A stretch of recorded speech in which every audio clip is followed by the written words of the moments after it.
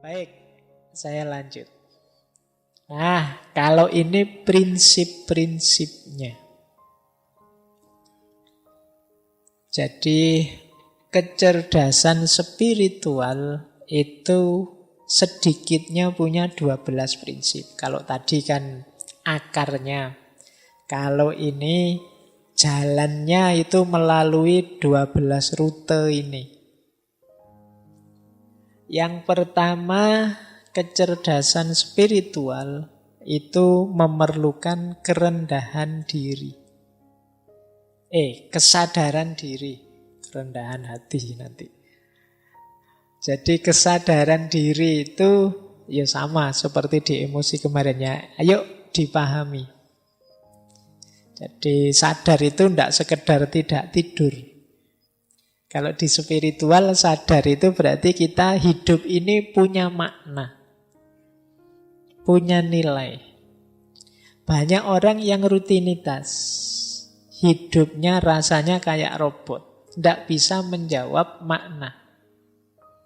Ya menjawab makna itu di situ bertanya mengapa. Mengapa sih harus ngaji? Mengapa sih harus seminggu sekali? Mengapa kok namanya ngaji filsafat? Mengapa kok? Nah itu pertanyaan-pertanyaan ini kan menggelisahkan. Tapi kalau kita bisa menjawab, disitulah kita sebenarnya hidup dengan bermakna. Tidak sekedar menjalani rutinitas hidup. Jadi yang pertama itu kesadaran diri. Yang kedua spontanitas. Ini menarik ya. Spontanitas itu maksudnya apa sih? Kita itu jadi orang baik, jadi orang yang peduli, jadi orang yang religius, spiritual itu keluarnya otomatis. Kenapa keluarnya otomatis? Karena sudah kita biasakan begitu. Tidak pakai dipikir dulu. Wah ini saya sedekah apa enggak ya? Kalau sedekah uangku sekian, nanti tinggal sekian. Padahal itu panjang. Kalau dipikir panjang, enggak otomatis keluar. Itu sebenarnya belum mendarah daging, belum mengakar. Kalau sudah karakter dermawan itu mendarah daging, begitu ada dorongan untuk sedekah, sedekah saja. Itu namanya spontan. Melakukan kebaikan secara spontan. Ini mirip didefinisi akhlak oleh para filosof muslim seperti Ibnu Miskawai, Imam Ghazali. Itu kan mendefinisikan akhlak itu cirinya antara lain spontanitas ini. Perbuatan baik yang sejati itu diantara cirinya spontan. Tidak pakai uhui ya. Kalian nonton TV nanti saya ngomong spontan kalian uhui. Jadi otomatis keluar. Tidak pakai dipikir lagi. Min ghairi fikrin waruwiyatin kalau bahasanya Imam Ghazali. Tanpa dipikir, tanpa dipertimbangkan. Kalau ada teman butuh pertolongan, langsung otomatis ditolong begitu saja. Tidak terlalu mikir panjang. Berarti apa? Kebaikannya sudah tertanam dalam diri. Keluarnya ya itu sudah. Otomatis. Kalau pakai dipikir panjang ya bukan kebaikan biasanya, hanya pencitraan.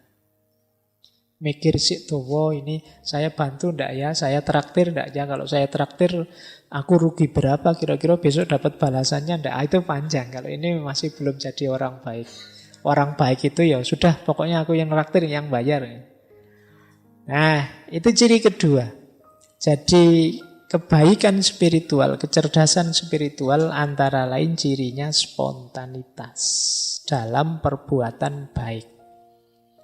Kemudian panduan visi dan nilai. Hidup yang punya tujuan. Ada nilai yang ingin ditegakkan. Ini nyambung dengan tadi ya, hidup yang tidak asal-asalan.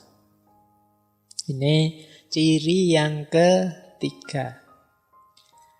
Yang keempat, keutuhan. Keutuhan itu melihatnya tidak sempit, tidak hanya untuk kepentingan dirinya saja. Jadi menjalankan segala sesuatu, memutuskan segala sesuatu dengan mempertimbangkan yo aku, yo yang lain, ya semesta termasuk ketuhanan. Jadi Tidak hanya ingin senangnya sendiri. Jadi membaca sesuatu itu utuh, tidak egois. Kemudian kasih sayang. Kalau ini tidak perlu saya jelaskan, teman-teman sudah hafal. Hidup yang penuh kasih dan sayang. Kemudian kuat berbeda. Jadi mampu merayakan keragaman. Karena mampu membaca secara luas dan utuh, biasanya terus bisa merayakan keragaman. Merayakan itu menikmati keragaman. Selama ini banyak di antara kita yang gelisah. Tidak tenang hidupnya karena ada yang beda dengan kita. Saya agamanya A, dia agamanya B. Wah, tidak tenang aku. Sulit menyikapi perbedaan. Saya tipenya ini, dia tipenya itu. Saya alirannya ini, dia alirannya itu. Mbok kalau bisa orang itu alirannya sama kayak saya semua. Yang lain ikutlah saya semua. Kalau tidak ikut aku gelisah. Ini namanya tidak bisa menikmati keragaman. Ya, padahal Al-Quran kan sudah jelas menegaskan ya, syir'atan wa minhajan, su'uba wa qabail, dan macam-macam mengindikasikan bahwa keragaman itu sunatullah. Tapi kita sering jadi orang yang tidak terima, tidak puas dengan keragaman itu. Tidak bisa menikmati keragaman. Nah, ini berarti apa? Kecerdasan spiritualnya kurang tinggi. Perlu di-upgrade lagi. Selanjutnya, orang yang cerdas spiritual itu tidak tergantung. Kita dengan sesama saling membutuhkan, tapi tidak tergantung. Bedakan saling membantu dengan ketergantungan. Kalau ketergantungan itu pokoknya kalau tidak kamu ya hidupku hancur, sudah selesai. Itu ketergantungan namanya. Harus kamu. Kalau ndak kopi merek ini atau kalau ndak rokok merek itu ndak pokoknya. Nah, itu namanya ketergantungan. Jadi ketergantungan itu nanti di antara indikasi orang tidak bisa menikmati keragaman. Ya, kalau dalam Islam kan satu-satunya yang ditolerir itu ketergantungan kepada Allah. Allahus Somad. Satu-satunya tempat bergantung itu Allah. Kalau pada yang selain Allah jangan tergantung. Nanti kamu kecewa. Jadi ketergantungan menunjukkan kecerdasan spiritual kita kurang tinggi. Nah, selanjutnya rendah hati. Bukan rendah diri ya, ada beda.